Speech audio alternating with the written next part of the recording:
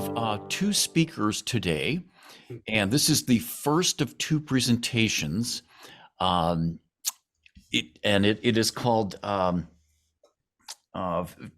wait a minute, a mind. Wait, it's to a beautiful mind. How to shift? Sorry, from a noisy mind to a beautiful mind. So Tim is one of our presenters. Founder of the Inside Edge and the Mastery Circle. I've had the honor to know Tim for many years, and always he has been a seeker and a pioneer in so many different areas of improvement of the mind, the body, the spirit. And this is focused on Michael Singer's work. I should mention too, Sara. Hey, Bill, I like the promotion, but Diana was actually the founder of the Inside Edge. Okay. Okay, can I say a co-founder? No. Sorry, Diana. Sorry, Diana. I know that Diana's the founder of the Inside Edge. Thank you. Thank you for giving birth to this beautiful entity where we are now.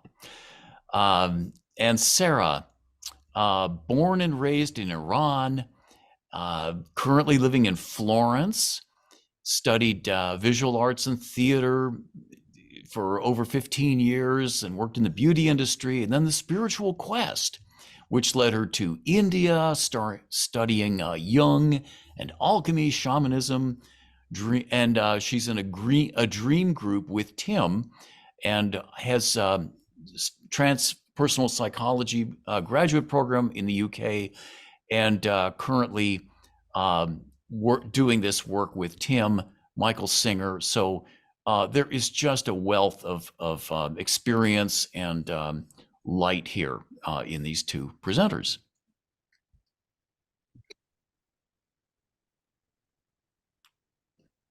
That's okay, Bill, thanks so much. Much appreciated. And we are recording. I'm going to share the screen. And let's see, share screen, keynote, share sound. Just let's check that, share, that you can see Michael Singer here. That show up okay? Yep, you're good. Great. Okay, so this is a two-part presentation, and Sara will be giving an introduction, and we'll go from there. So Sara, would you like to give an introduction background on Michael Singer, please? Yes, thank you. And thank you, Bill, for that great introduction. All right, hello, everyone. So about Michael Singer, before I jump into it, I want to give you a little bit of background about how I came across him and his latest book, and what it has done in my life. I had read his two first books years ago, and then last year, I think it was Diana who announced that he has a new book out. So I bought it, and I was going on a trip, and I took it with me, and I started reading it on the train. And while we were on the trip, we got a call that our cat, whom, we've had this cat for almost 20 years. He was my soulmate, the love of my life. I had such a great connection with this animal that those of you who are in my dream group know how important he was in my life. And while we were on this trip, I got a call that he was really sick and they had to take him to the emergency, and we had to get a cab and come back to Florence, and we had to say goodbye to him the next day. And I was completely heartbroken, and I had feared losing him since the day I found him. And it was really one of the most difficult times of my life. And I started reading Michael Singer's book, the Living Untethered. And this book was so helpful in processing my grief and not putting it all inside and pushing it down. Every time I felt grief, I relaxed and I allow it to come and pass through me. And as a result, I felt so much lighter, and I was able to process this grief so much quicker than I would have otherwise. So it became a really important book in my life. And the minute I finished it, it's the first time I've done this. The minute I finished it, I started reading it again. And I've read it 3 times, and I think it's a very important book, and I think everyone should read it. So a couple months ago, I reached out to Tim to see if he wanted to present some of his work with me to the Mastery Circle, because we've been working on it in another group. So luckily for all of us, Tim said yes, and here we are. So who is Michael Singer? He was born in 1947 into a Jewish family who lived in the city of New Rochelle, New York. He grew up in Miami, as his father who was a stockbroker, had to relocate there for his work, and he currently lives in Florida. He has passionately been teaching spirituality and mindfulness for over 4 decades, and this passion all started back when he was having a small talk with a friend, and he experienced something we call an awkward silence. We all have been there. When you're in a room with someone, it can feel a bit uncomfortable if you're just sitting there without actually talking. He noticed his mind quickly and forcibly trying to come up with things to say in order to end the awkward silence.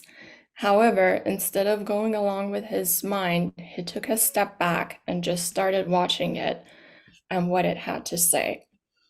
This step back played a very important role in his development, as it was the first time he actually saw himself as separate from his mind. His real journey actually began back in 1971 while he was working on his doctorate in economics. After reading Autobiography of a Yogi, Michael started to practice yoga and meditation. In 1975, he founded Temple of the Universe, a now long established yoga and meditation center in Alachua, Florida, where people of any religion or set of beliefs can come together to experience inner peace. He's also the creator of a leading-edge software package that transformed the medical practice management industry, and he's also the founding CEO of a billion-dollar public company whose achievements are archived in the Smithsonian Institution. Along with his nearly 5 decades of spiritual teaching, he has also made contributions in areas of spiritual teaching, business, education, healthcare, and environmental protection. He is the author of the #1 New York Times bestseller, The Untethered Soul, and New York Times bestsellers, The Surrender Experiment and Living Untethered, which have been published worldwide. Okay, thank you so much, Sara. We're going to look at a few short video clips and then have some discussion and a couple of questions to think about going in there. Who's Michael Singer and why is he important at this time? What is enlightenment? Why do we suffer? Are we applying the wrong actions to make us happy? And do they do just the opposite? So we're going to look at our first short segment, and then we'll talk about it. So here we go.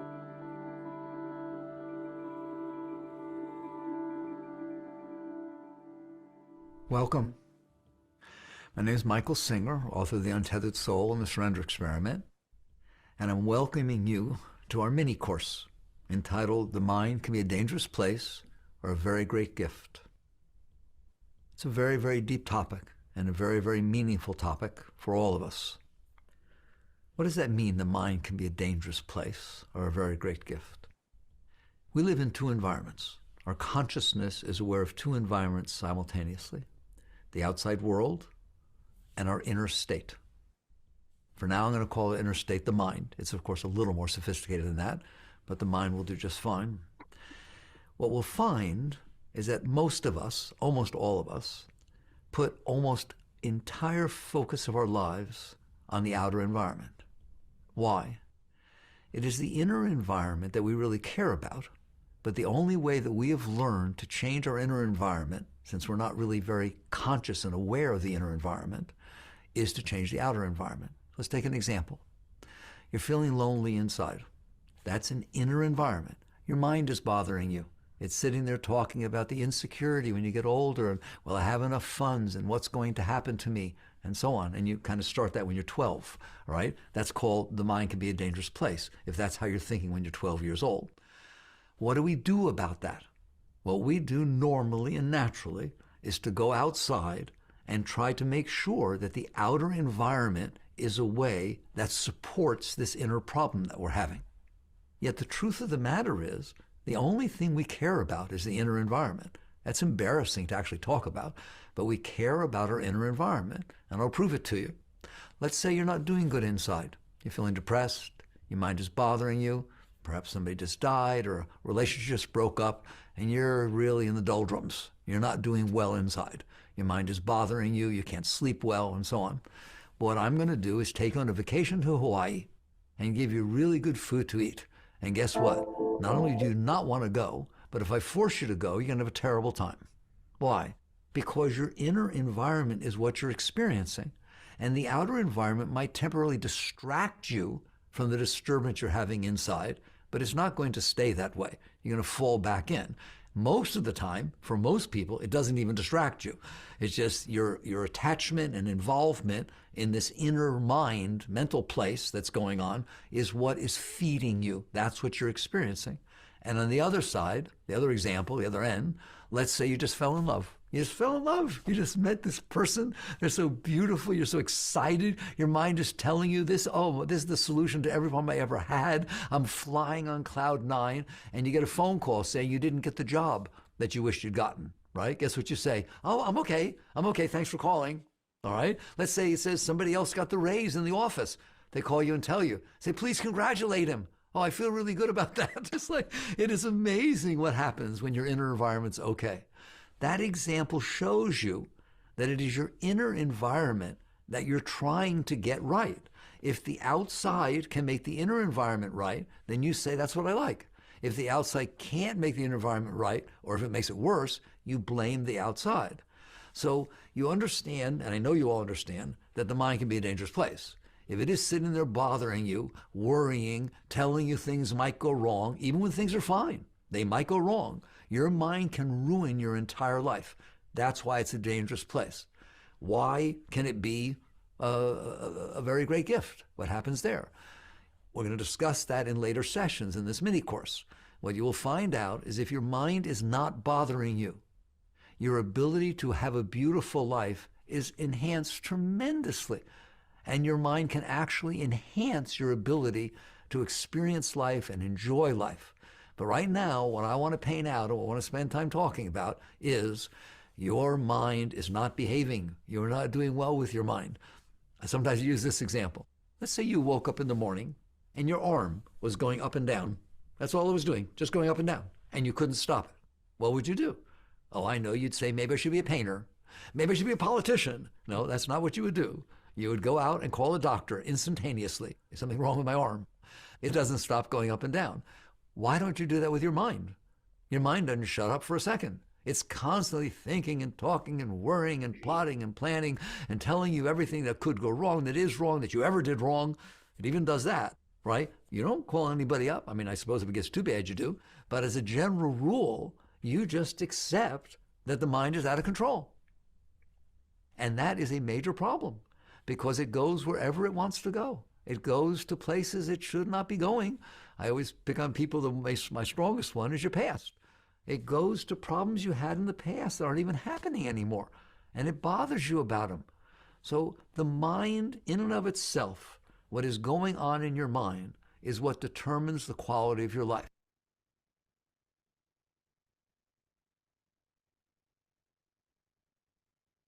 Okay, so we are to a short group discussion. Why is the mind often so negative? He talked about the inside environment versus the outside environment. So I'm just going to stop the share for a minute and just open the floor up. One thing I will say, that this group has done a lot of work on themselves, so they're not as bad off as an average person out there who's totally focused on the outer environment. That it's like they're trying to make everything fit the way they want it to fit. And he said, you accept your mind's out of control. Well, most people don't even know they're different from their mind. They think they are, the mind and them are linked together. At least we have an awareness that we have a consciousness that's looking at our mind. So with that, any comments or ideas, we'll just have a short discussion. We'll move on to section 2. Michael, please. Just unmute. Yeah. In the years I spent at the Gurdjieff work in the campuses, which was about a 13-year period, one of the axioms was that to be in negative space or negative thinking was the same thing as non-existence. In other words, if you're in negative thinking, you're not existing, and you have to move out of that state almost immediately. And so the support in that group existed to help us move out of any kind of negative thinking. That's beautiful, Michael. It's almost as though if you're lost in negative thought, you're not really here. Yes, So, exactly. You don't. That's exist. excellent. That's great. Lisa, please.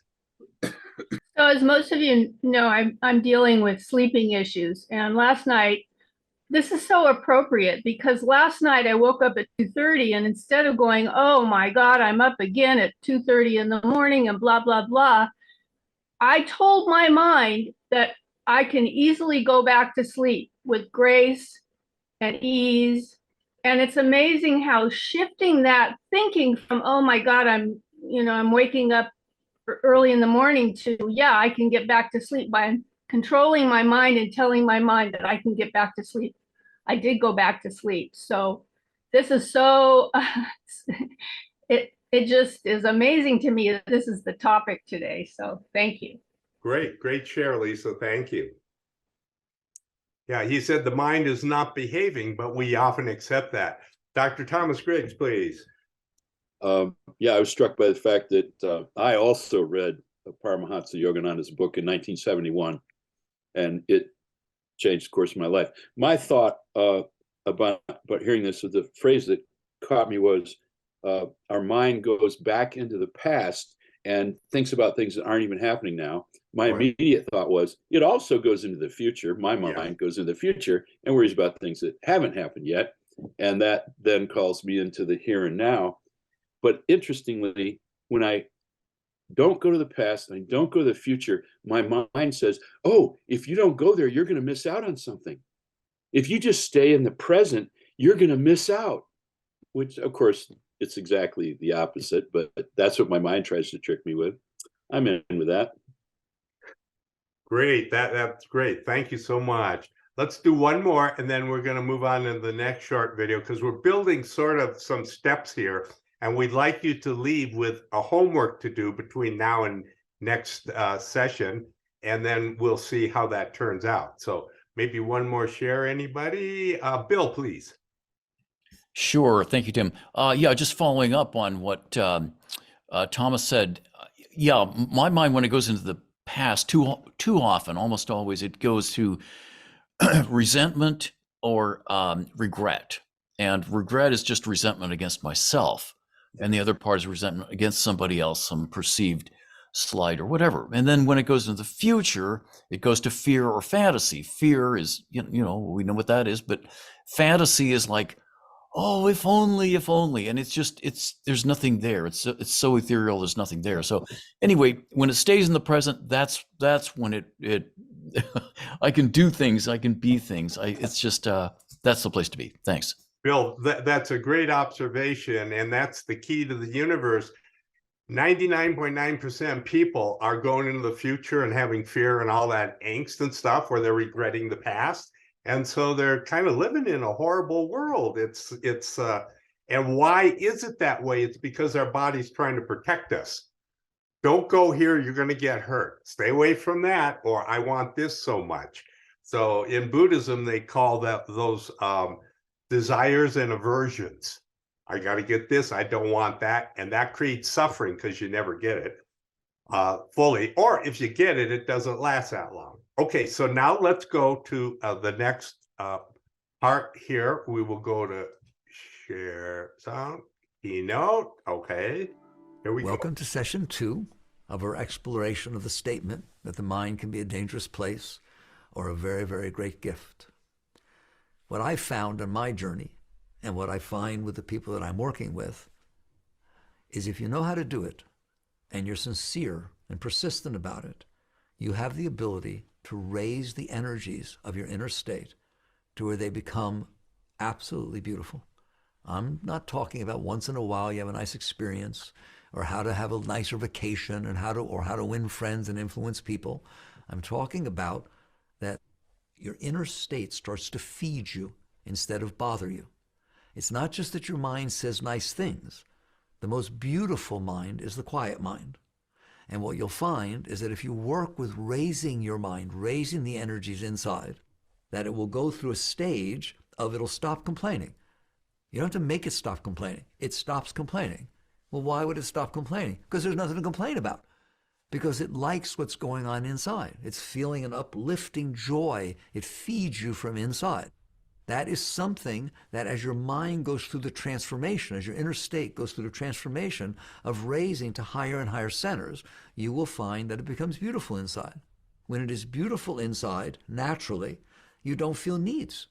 You literally don't feel, I need this, I need that. And because you don't need all this stuff, you're not complaining that you don't have it. And you're not jealous because somebody else does. You're not resentful because you didn't get what you want. It just falls away naturally as your inner state elevates and raises. But people don't know how to do this. First of all, they don't even know it's possible. They think that the only way to feel love is to find somebody. That the only way to feel secure is to have lots of money in the bank. The only way to feel good about yourself is to have people feel good about you. It's they have to do it through the eyes of somebody else. When the truth of the matter is, the beautiful mind, the beautiful inner state, is when it is the energies are free enough inside to rise up and feed you naturally. So the question becomes, how does one go about doing that? And also, is everybody capable of that? A lot of times people sit there and say to me, oh yeah, well, you're higher, or you're this, or you're that. That's ridiculous.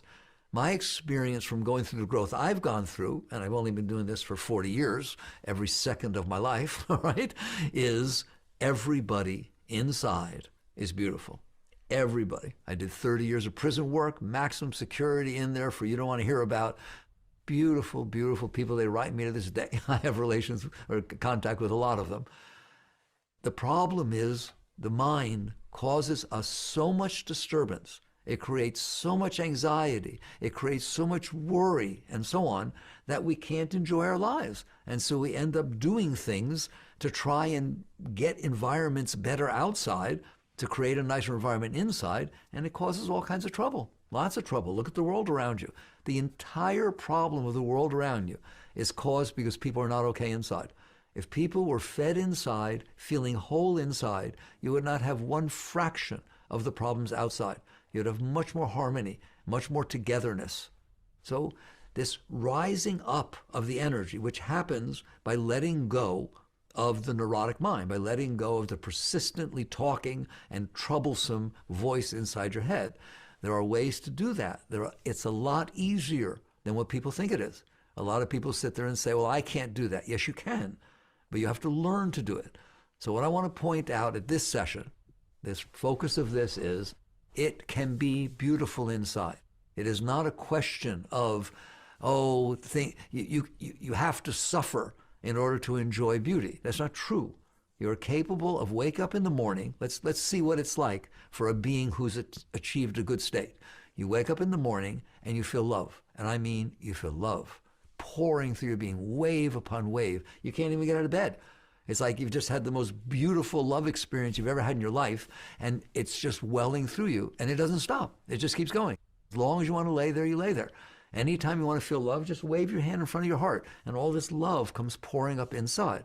That's the start of your morning, all right? You get out of bed. Why? Because you are so excited about what's going to happen today. I can't wait to see what's going to happen. And you brush your teeth and you giggle because the electric toothbrush makes a funny sound and it tickles you. And you go and you make your toast and it gets burnt and it smells, and that's funny, right? If your inner state is well and healthy and you're feeling effulgent, self-effulgent is flowing inside of you, all of life becomes beautiful. But what if there's a problem outside? You have fun trying to fix it. You have fun working with it. I think of Mother Teresa. Mother Teresa could have gone anywhere. She went down with the lepers and she looked forward to it and she couldn't wait. Don't feel sorry for her. That was the love of her life, right? How can that be? Because she was filled with love inside, and this was an opportunity to share that love. That's how beautiful life can be. But you have to be willing to do the work that raises the mind from a dangerous place to a beautiful place. And the next thing you're going to find, when we talk about specifically mind, is that you're way smarter than you think you are. I mean, way smarter. If I sit there and give you a swimming test, but tie your hands behind your back and tie your feet, anchors on your feet, how well are you going to do? That's not a fair test. If you go in to take your IQ test and you got your mind driving you crazy about what happened at home and this and that and problems that you have, you're using the majority of your analytical power of your mind to try to figure out how to be okay. You're even taking the test to hope you'll do well so you can be okay, to get out of the problem environment that you have. So I don't think it's fair. That's why I don't like the standardized tests, not because they're not even to all the races or all the different type of people, but you are taking them while you are handicapped. I'm telling you, as you shift out of that mode of what we call the personal mind, the complaining mind, all right? The Buddhists call it the discriminating mind, right? That's judging everything. As you shift out of that and you free the power of your mind to create, to invent, to be beautiful. That's what it can do. It just be beautiful. Like Einstein's mind. He spent his mind in outer space doing thought experiments. You don't have to be as brilliant as him to enjoy the freedom that your mind gives you, that you can explore anything you want. But you can't do that while your mind is holding you down to these personal problems. If your mind is not seeing things as a problem, it is not a problem. What you call a problem, somebody else calls grace. So, I mean, literally, what you call a miracle, are you ready? Here's what a miracle is. I need something, or I don't want something really, really badly. And the probability of it happening is slim to nil, but it happens. Oh my God, that's a miracle. The probability was 0.0001% and it happened, right? Okay, watch this. What happens if you really don't want something to happen and the probability is equally 0.0001% that it happened and it happens? Is that a miracle? It's the same probability. You say, no, that's the work of the devil. So you're creating, whether it's a miracle or something not good. So if your mind changes, everything changes. So you can work with your mind to become beautiful. And it's even deeper than just your natural thoughts becoming positive and becoming supportive. When the mind starts to get quiet, there's another layer. We call it the intuitive mind, the inspirational mind. I can't describe it to you. You have to experience it yourself, where all of a sudden you see a problem. And instead of having to think about it, the solution's there. It just, bam, it just drops into your mind, and then the thoughts start to formulate. And my experience is it's always the highest that you could offer. Somebody else might be able to offer more, but it is a beautiful thing that has dropped into your mind. I programmed computers. I ran a big computer company. The design teams that we did, I was able to just have these momentary, instantaneous inspirations drop in. It's not just me. When Einstein put on the blackboard E equals mc squared with all that math, and they called the press in, he made the statement, I did not reach this conclusion through the processes of my logical mind. All right? There's inspiration. The mind is phenomenal. I can't even talk about it. It's just like connected to something deeper than anything you have any comprehension of. And the more open you are, getting away from the dangerous mind, the problematic mind, the judgmental mind, the personal mind, the more that quiets down. Not only then can you have positive thoughts, this is higher than positive thoughts. This drops in, the Gita says, when thoughts have passed from thinking. That's exactly what inspiration is. All right. So, all our beautiful inside. He mentioned being with people in prison. Linda and I down at Homeboys know this. We've seen this. We've seen people who are criminals and gang members. They're beautiful inside when it opens up. The neurotic covering over the top of beauty. The neurotic mind versus the creative mind versus the big mind. He started kind of going there where inspiration drops in, intuition drops in. And then you must do the practice. You were never taught how to do this. Michael Singer is teaching us how to do this. So how can life be? Love pours through. I love the word self-effulgent. What a beautiful word, self-effulgent, and intuitive, right, spontaneous action. They talk about that in Buddhism, spontaneous right action. That's where the highest pours through. So let's just talk about this for a few minutes. We'll go back to group share. Yes, Paul, please. Yeah, my favorite quote in this regard is from one of John O'Donoghue's poems, where he said, "I would love to live like a river flows, surprised by its own unfolding." Mm-hmm. And I think when you put your thoughts aside, that can happen to you every day, every morning. Mm-hmm. Yes, yeah. He said you wake up and it's exciting, like what new is going to happen. Exactly. Beautiful.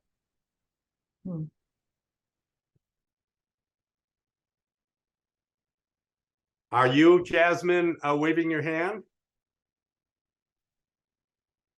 No. No? Okay, that's fine. It's okay. Yes, Linda, please.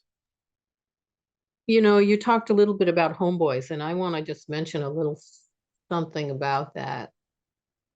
It's really something to see the men and women who have been away in their lives and want a better life, but don't know how to get it. And I always remind them that they have a good heart, and they have inspiration, and they have intuition. And I always remind them that, and a beautiful heart. And they may not have ever known it, but here in this class, we are going to get to know our heart. And that is not the head. That is not the head. That is something in the body that is golden, but it's hard to get people to grab onto that. Hard to get. Beautiful, Linda. Thank you so much. Let's do Jeannie, and then we'll move on to the next section. Jeannie? I do the 20 minutes transcendental meditation. I transcend. And when I open my eyes, I am in a different world. My inner mind is quiet and peaceful, and I so enjoy the time of meditation. And it's like a thermometer. It really calibrates my actions and reactions and helps me really observe my mind so that I can have a beautiful outcome. Yes, that is so true. He said, a beautiful mind is a quiet mind. And what Jeannie just said, in transcendental meditation, your mind quiets down. And when you quiet down, you get to your deeper nature, not the thoughts that are running, the hamster thoughts. I got to do this. I don't want to do that. The things that bother you, I like them. I don't like that.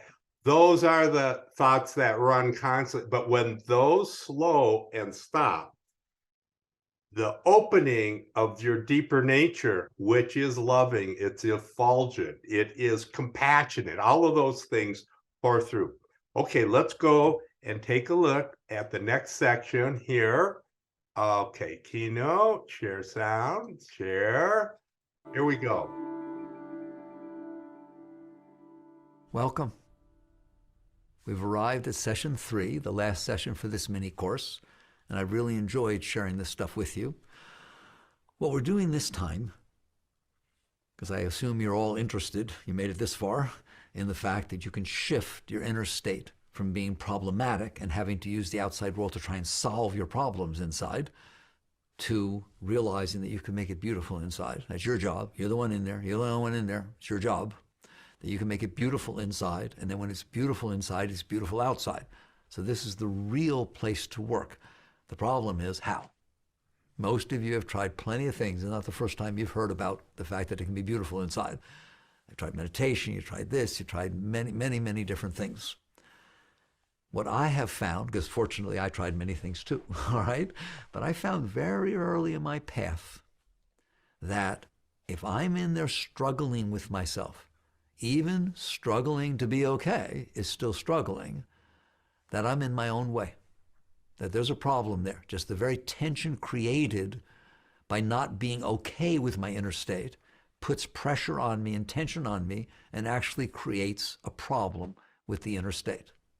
So what I hit early in my career, I was probably only 23, 24 years old, was that if I can learn to let go of myself instead of try to control what's going on inside, if I can look at the mind and see, yes, there's a problem there. There's probably a problem for a reason. That's probably not the normal state of the mind. And I looked deeper and I saw that, yes, there's a problem. I've stored stuff inside of me that are problematic. My past is bothering me. It keeps coming back up. I have problems inside. So the mind is just expressing and reflecting the problems that I've stored inside. I began to actually befriend my mind a little bit. Just like if your stomach tells you you're hungry, don't yell at it. There's a reason it's telling you you're hungry. If you cut your finger and it hurts, don't tell it to shut up. All right? You realize it's sending you a message. And that's how I started to look at my mind. It's a whole paradigm shift. Instead of being mad at it, yelling at it, I used to tell it, shut up. Right? I used to try to shut it up. I looked at it and said, why are you saying this? I need somebody. I need to find somebody. I'm not comfortable with myself. Okay, I understand. I'm not going to hit you. You have to say shut up, right? I'm not going to yell at you. You should be whole by yourself. Why are you saying that? And that was where meditation became meaningful, is you just look underneath and you look deeper. And what I saw was that I had stored stuff inside of me throughout the course of my life that was blocking my ability to be whole, blocking my ability to be all that I could be. And so I realized I need to be letting go of this stuff, but I don't know how to. I don't know what to do, but wouldn't it be great if I could release that? And then it dawned on me, I noticed that the world outside of me was hitting my stuff. Maybe you've noticed that, all right? And I'd spent my whole life not wanting it to, doing everything I can to protect myself and make sure that the world out there does not hit my triggers. You guys call them triggers. It's the same stuff. It means, what are your triggers? The stuff you have stored inside that are causing you trouble. Or if they get hit, sure, it causes trouble. So I decided to practice this thing called surrender. That basically, things come in, they hit a part of me that's not comfortable, and I learned to let go. I learned to say, thank you, this is a problem, I need to release this. And I started this whole path. I talk about it in my book, The Surrender Experiment, and I teach it a lot, and The Untethered Soul talks about that. To learn to back off inside, release the energies that are blocking me and causing a problem, and over time, this method, this process called letting go, instead of controlling the world so it doesn't hit me, instead of controlling the things that are bothering me, let them go. And I found that it worked.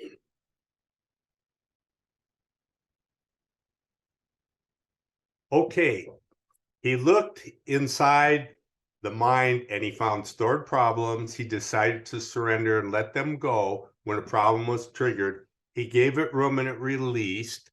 The body-mind wants to throw off toxins. These are kind of toxins that it wants to release. And it's a gradual process. Now there's, how do you let go? So we have one more short section on how do you let go, and I will go to that, then we can go back to the discussion. So You can actually, what right I have here. found, you can relax. I have found that to be the highest technique there is, despite all the different things that are being taught. If something happens outside and it comes into me, and I feel resistance, and you know what I'm talking about. I feel weird. It starts to get uncomfortable inside. Relax. Just relax.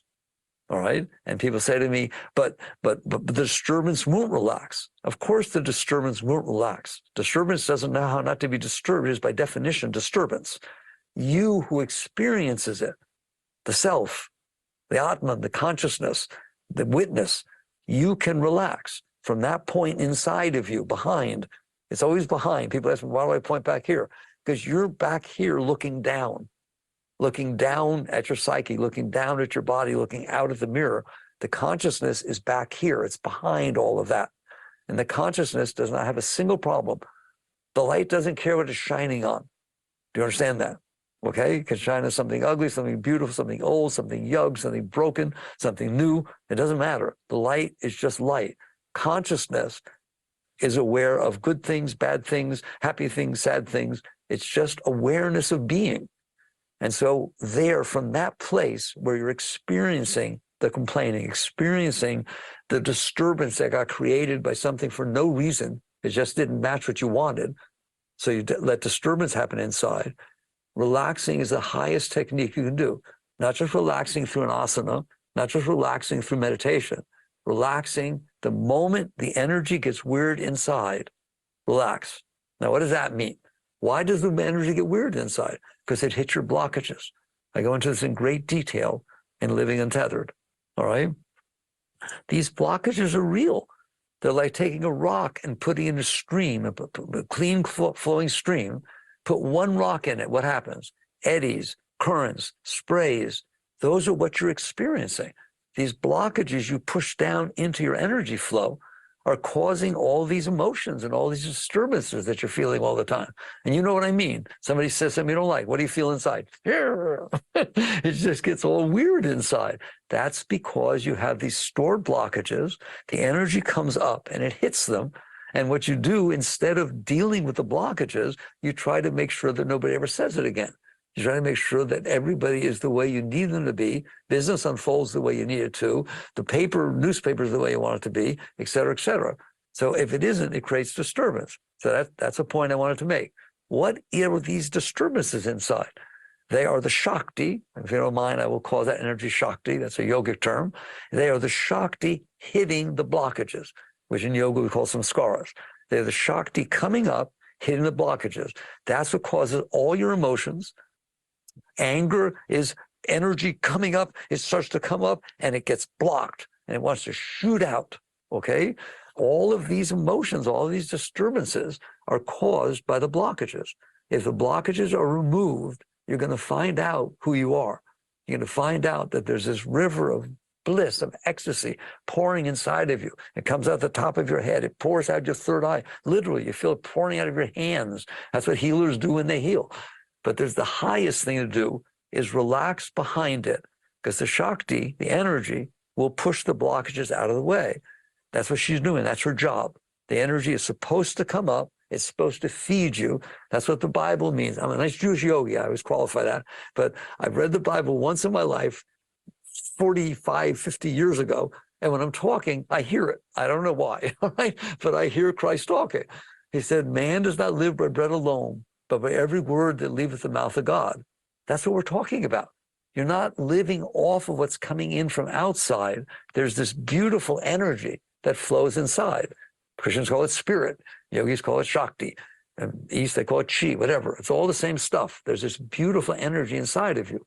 When you're experiencing that energy, you feel joy, you feel happiness. When you're not, you get depressed or you get disturbed because the energy is hitting and the energy is shooting out by being disturbed by the blockages. Like, God, I hope you get this, all right? That's the essence of understanding. They don't teach us this. That's the essence of understanding. All right. This is golden information. This man is a genius. He's taken these East principles, he's brought them over, and he's given us a practice. And the practice, the homework is, and we'll just open it up for general discussion, but going forward this next week, he calls it low-hanging fruit. What you do is if you're driving someone cuts you off, you start to go, "Arr." Lean back. This is the practice. Lean back away from what's going on outside. Take a deep breath and relax and let it go. And he said, it will pass through. It will work its way through. And then you do this again, something at the store, someone cuts in front of you or something. All these little things, you continue to lean back into the seat of the self. What's the seat of the self?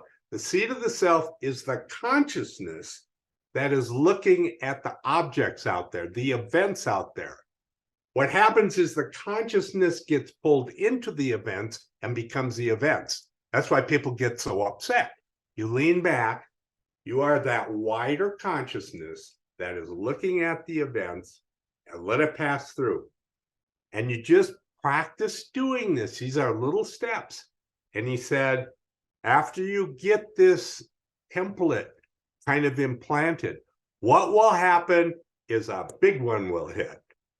The kind of one that you don't like to look at, that you have pushed down, and you will be able to lean back into the consciousness and just let it come up. And he said it might not get all released at once because it's big, but he said next time it comes up, there'll be less. And eventually you're going to get to a place where the Shakti is no longer blocked by these things that are resting on top of them. That's the whole practice. We're not trying to go out and practice to be good.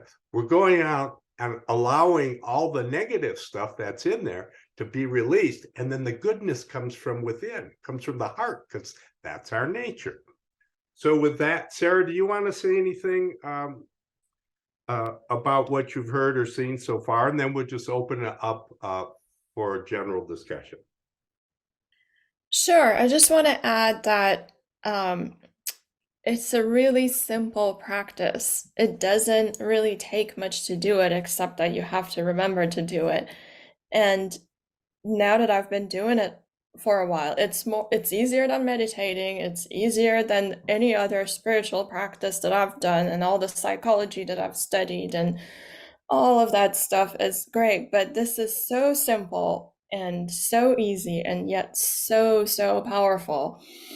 And he also points out that when something gets hit, one of your blockages gets hit, of course it's gonna hurt. You know, that stuff went in there with pain, it's gonna come out with pain. But if you just relax and allow, it will, and surrender, it'll pass through, and the next time it'll hurt less and less and less. So I just wanted to add that. Okay, anybody else? We've got just a few minutes before we finish up here. Nita has her hand up. Hi, fabulous stuff. I mean, the guy's just like talking right to you. As a longtime student of Seth and Abraham through Esther Hicks, and I've told so many people this is, to me, is my way of remembering all of this, is a quote from Abraham, which is, the difference in wellness and illness is the amount of time it takes you to feel good when you are facing something that makes you feel really bad. The difference between illness and wellness is the amount of time it takes you to feel good when you are facing something that makes you feel really bad. And that is like lifting up from a prognosis of cancer or a diagnosis of cancer and being able to turn around and feel joy in your garden, you know? So thank you guys for this. It's really beautiful.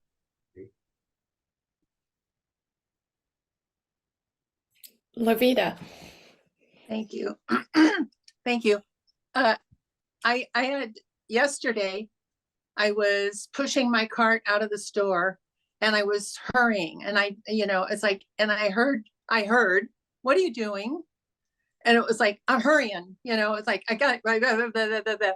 And I went, whoa, wait a minute. And what I'm doing is saying thank you. First of all, when it gets my attention, the first thing I say is thank you. I acknowledge that, and I felt the tension in my body, and I leaned back and I took a breath, kind of like at the end of the Tao Te Ching, every time I'm in it. And it's like, and I remember to breathe, and I stepped back and I started giggling. And I thought, look what you were doing. And it was like, oh, thank you.